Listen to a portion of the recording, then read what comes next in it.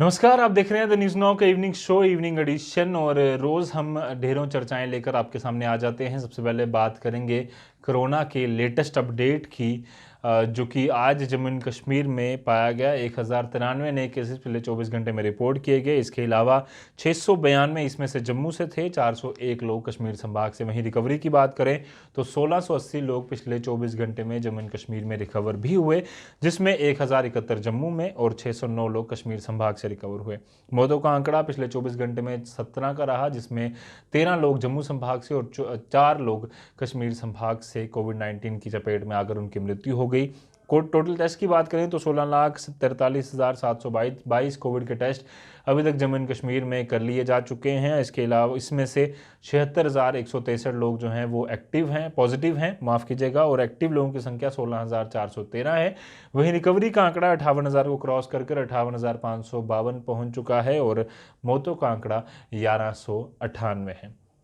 वहीं आगे की चर्चा करें, आपको बता दें कि जो दूसरी बड़ी खबर है वो ये है आज जम्मू से कि doctor Jitendra Singh MOS PMO और इसके अलावा जो सीनियर नेता हैं भारतीय जनता पार्टी के, जिसमें एमपी जुगल किशोर शर्मा, शमशेर सिंह राज्यसभा में जो मेंबर हैं, और इसके अलावा कई सारे और अधिकारी जिसमें शामिल थे नवीन चौधरी प्रिंसिपल सेक्रेटरी और के शर्मा एडवाइजर टू माननीय लेफ्टिनेंट गवर्नर, वो सब मौजूद थे। मकसद था इस मीटिंग का, इस कॉन्फ्रेंस का, इस प्रेस वार्ता का कि फार्मर्स बिल को लेकर जो धारणा बनी हुई है हमारे देश में उसको कहीं ना कहीं मिटाया जाए। और भारतीय जनता पार्टी अलग अलग लेवल पर प्रोग्राम्स कर रही है।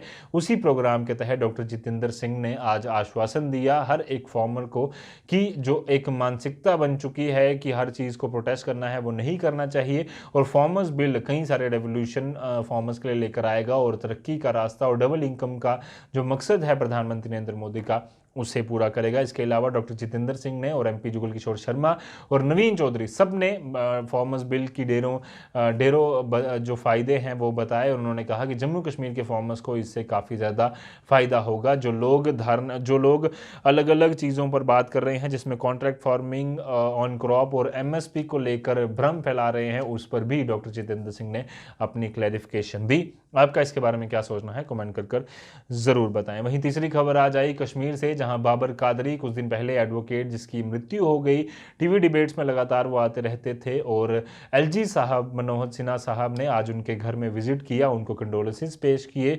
उसमें उनके पिता मोहम्मद यासिन कादरी और उनके बदरिया जफ़र कादरी से मनोहर सिन्हा साहब की मुलाकात हुई। उन्होंने कहा कि गवर्नमेंट से जितनी भी हेल्प हो पाएगी वो करने के लिए तैयार है। वहीं अगली खबर आपको बता दूं, कल देर रात जो आई, जिसमें बताया गया कि 4G जो है वो गांदरबल और उधमपुर में चलता रहेगा, और इसके अलावा 2G बाकी 18 डिस्ट्रिक्ट में जम्मू एंड कश्मीर के चलेगा 31 अक्टूबर सन 2020 तक। जिस पर अगला फैसला 31 अक्टूबर को आएगा कि 2G इन 18 डिस्ट्रिक्ट में एक्सटेंड किया जाना है या नहीं, और 4G क्या उन 2 डिस्ट्रिक्ट में एक्सटेंड किया जाना है या नहीं। इसके अलावा एक और खबर आई जिसमें बताया गया कि देर रात ये भी खबर आई जिसमें जो रैट है, रैपिड एंटीजन टेस्टिंग, वो कंपलसरी होगी सिविल सेक्रेटरेट में श्रीनगर से आने वाले हर एक व्यक्ति को, क्योंकि सिविल सेक्रेटरेट हर साल नवंबर में जम्मू में शिफ्ट हो जाता है और यहीं से सारा कामकाज सरकारी जो है वो किया जाता है। और 30 अक्टूबर को 5 दिन का जो वीकडे होता है, और 31 अक्टूबर को 6 दिन का जो वीकडे ख़त्म होता है और वीकेंड शुरू होता है, उस दिन वहाँ पर क्लोजिंग होगी सिविल सचिवालय की, और उसके बाद जम्मू में उसको शिफ्ट किया जाएगा। पर उससे पहले बीवीआर सुब्रमण्यम ने एक हाई लेवल मीटिंग कंडक्ट की, जिसमें कई सारे चीज़ों पर फैसला लिया गया। सबसे पहला फैसला कि रैपिड एंटीजन टेस्टिंग कराना कंपलसरी होगा। इसके अलावा बीएकॉन और एनएचएआई को साफ तौर पर हिदायत दी गई कि कश्मीर से जम्मू आने वाले किसी भी व्यक्ति को प्रॉब्लम नहीं होनी चाहिए। उसके लिए ये सुनिश्चित हो कि जो नेशनल हाईवे है उसमें किसी भी तरह की प्रॉब्लम ना हो, वहाँ पर प्रॉपर बंदोबस्त किए जाएं। इसके अलावा रामबन डिस्ट्रिक्ट से कहा गया कि सारे इंतजामात किए जाएं कंटीजेंसी को लेकर, कि किसी प्रकार की भी परेशानी होती है वहाँ पर तो जल्द से जल्द रामबन डिस्ट्रिक्ट वहाँ पर हेल्प जो है वो पहुँचा सके, और इवैक्यूएट करने के भी प्रॉपर इंतज़ाम किए जाएं। वहीं एक और खबर आपको बता दूं कि बैक टू विलेज को लेकर, बैक टू विलेज 3 जो है वो कल यानी कि महात्मा गांधी जी की जो जयंती है उसी दिन पर शुरू हो रहा है। और इस बार का मकसद मनोज सिन्हा साहब का क्लियर कट है, साफ तौर पर इस बार ढेरों सारी मीटिंग्स कर उनका वादा है कि बैक टू विलेज 1 और 2 में जो वादे किए गए थे उनको तो जल्द से जल्द पूरा किया ही जाएगा, पर बैक टू विलेज 3 को लेकर उनका मकसद है कि एडमिनिस्ट्रेशन और आम जनता के बीच में जो गैप होता है उसे पूरी तरह से खत्म किया जाए और डायरेक्ट संवाद को ज़्यादा बढ़ावा दिया जाए। बैक टू विलेज 3 को लेकर 2 अधिकारियों को इसका जिम्मा सौंपा गया है जम्मू और कश्मीर अलग अलग संभागों के लिए। जम्मू में पवन कोतवाल प्रिंसिपल सेक्रेटरी वो रहेंगे इंचार्ज और अरुण मेहता कश्मीर संभाग के लिए इंचार्ज रहेंगे। बैक टू विलेज 3 के जितने भी प्रोग्राम्स होंगे उनको देखा जाएगा। बैक टू विलेज 3 का प्रोग्राम 2 अक्टूबर से लेकर 12 अक्टूबर तक चलेगा। वहीं बात करें आज बड़ी खबर की जो उत्तर प्रदेश से थी, जिस पर लगातार चर्चा चल रही है। उत्तर प्रदेश के हाथरस ज़िले में जो एक घटना हुई जिसने पूरे देश को शर्मसार कर दिया। एक बच्ची 19 साल की जिसकी मृत्यु हो गई और उसके बाद लास्ट में जब वो पिता से बात करते हुए कह कर गई कि मुझे इंसाफ दिलाना, क्या उसे इंसाफ मिलेगा, इस पर लगातार चर्चा चल रही है। वहीं आज के डेवलपमेंट्स की बात करूं तो राहुल गांधी प्रियंका गांधी ने वहां पर जाने की कोशिश की। यमुना एक्सप्रेस वे पर राहुल गांधी के साथ माफ कीजिएगा यूपी पुलिस की एक झड़प हुई जिसका वीडियो लगातार वायरल हो रहा है और यूपी पुलिस पर लगातार सवाल उठते जा रहे हैं। और यूपी पुलिस पर पहले जो आरोप लगा वो ये था कि जो महिला जिसके साथ गैंगरेप हुआ, जिसकी मृत्यु हुई, उसे देर रात जला दिया गया, उसका शव जो है उसको दाह संस्कार कर दिया गया, हिंदू रीति रिवाजों के विरुद्ध उसके परिवार वालों को देखने नहीं दिया गया। इसके अलावा जो यूपी पुलिस का कहना है, उनकी तरफ से ये बयान आए लगातार कि उनके परिवार की अनुमति लेने के बाद ही इसका बच्ची जो है उसका दाह संस्कार किया गया है, जिसको लगातार अपोजिशन पार्टियां हो या फिर परिवार के लोग हों उन्होंने नकारा है। वहीं एक और डेवलपमेंट आपको बता दूं कि आज एडीजीपी प्रशांत कुमार जो एडीजीपी लॉ एंड ऑर्डर हैं प्रशांत कुमार, उन्होंने साफ तौर पर कहा कि फोरेंसिक की रिपोर्ट के बाद ये पता चला है कि महिला जो कथित रूप पर गैंगरेप जिसका हुआ है वो गैंगरेप नहीं हुआ है क्योंकि उसकी बॉडी में सीमन नहीं पाया गया है, जिसके बाद कई सारी आलोचनाएं हुई। उन्होंने कहा कि सबूत मिटाने की कोशिश की जा रही है, अपोजिशन पार्टी ने कहा। और सितंबर 14 को जिस लड़की के साथ गैंगरेप हुआ उसकी एक वीडियो भी लगातार सोशल मीडिया पर वायरल हो रही है और साफ तौर पर उसका कहना है कि हाँ मेरे साथ रेप हुआ था। उसने कुछ लोगों के नाम भी लिए हैं जिन्हें अभी हिरासत में लिया गया है और लगातार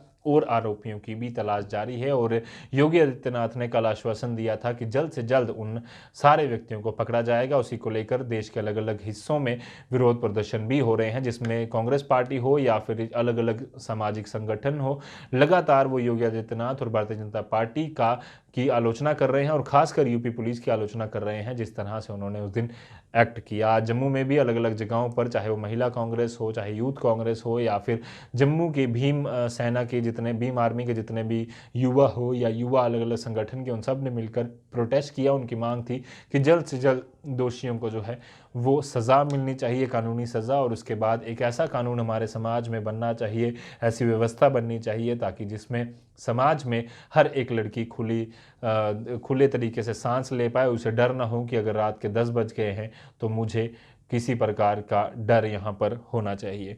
उम्मीद करते हैं कि ऐसा समाज हमारा ज़रूर बने। इसके लिए सबको बदलना होगा और बदलने के लिए आपको ये निश्चय करना होगा कि मेरे घर से ही सारी चीज़ें ठीक चलें।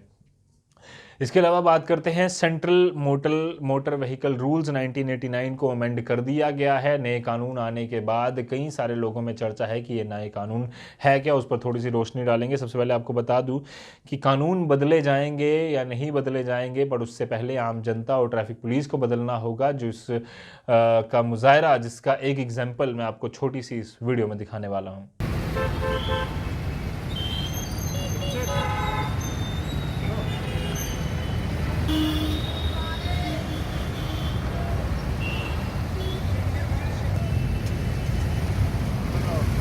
ये जो वीडियो आप देख रहे थे ये जम्मू के अलग अलग इलाकों की है और इसमें साफ तौर पर देखा जा सकता है कि सबसे पहले लोगों की गलती ये कि ट्रैफिक सिग्नल है पर जेब्रा क्रॉसिंग से भी आगे उन्होंने गाड़ियां अपनी मोटरसाइकिल 4 व्हीलर्स लगाए हुए हैं और दूसरी तरफ एक ट्रैफिक पुलिस के कई सारे कर्मचारी खड़े हैं जो कि चालान करने के लिए वहां पर मौजूद थे।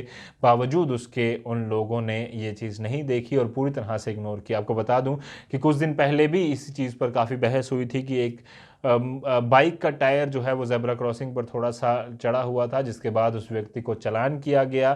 पर इस चीज़ का चालान हो या नहीं हो, पर ज़रूरी है कि आम जनता इसके लिए अवेयर हो कि ट्रैफ़िक नियम तो बदले गए हैं, और इसमें ट्रैफ़िक पुलिस भी अवेयर हो कि ट्रैफ़िक नियम बदले गए हैं, पर उसको दुरुस्त करने की, सिस्टम को दुरुस्त रखने की जो ज़िम्मेदारी है वो ट्रैफ़िक पुलिस पर, आम जनता पर, एडमिनिस्ट्रेशन पूरी तरह से है। कुछ रूल्स मैं आपको समझाने की कोशिश करता हूँ। सबसे पहले आपको बता दूँ कि एक चीज़ बार बार चल रही है कि अब ई चीज़ें, इलेक्ट्रॉनिक सारी व्यवस्था जो है वो कर दी जाएगी, आईटी एनेबल सारे सिस्टम कर दिया जाएगा, जिसका कुछ दिन पहले हमारे संवाददाता सोमिल बरोल ने आपको डिटेल में रिपोर्ट भी बताई थी कि क्या क्या चीज़ें होंगी। उसी को ये जो कानून है वो और सशक्त करता है। आपको बता दूं कि मोबाइल फ़ोन अब जो है चलाना जिस तरह से पहले वो था, मना था, वैसे ही अब भी मना होगा, पर उसके एक चीज़ के लिए अलाउ किया गया है, जिसमें गूगल मैप्स या फिर नेविगेशन का इस्तेमाल आप कर सकते हैं। अगर आप फ़ोन कर रहे हैं, गाड़ी चलाते हुए या टेक्स्ट कर रहे हैं, तो उसमें 1000 से लेकर 5000 रुपये तक का चालान आपका किया जा सकता है। इसके अलावा आपको बता दूं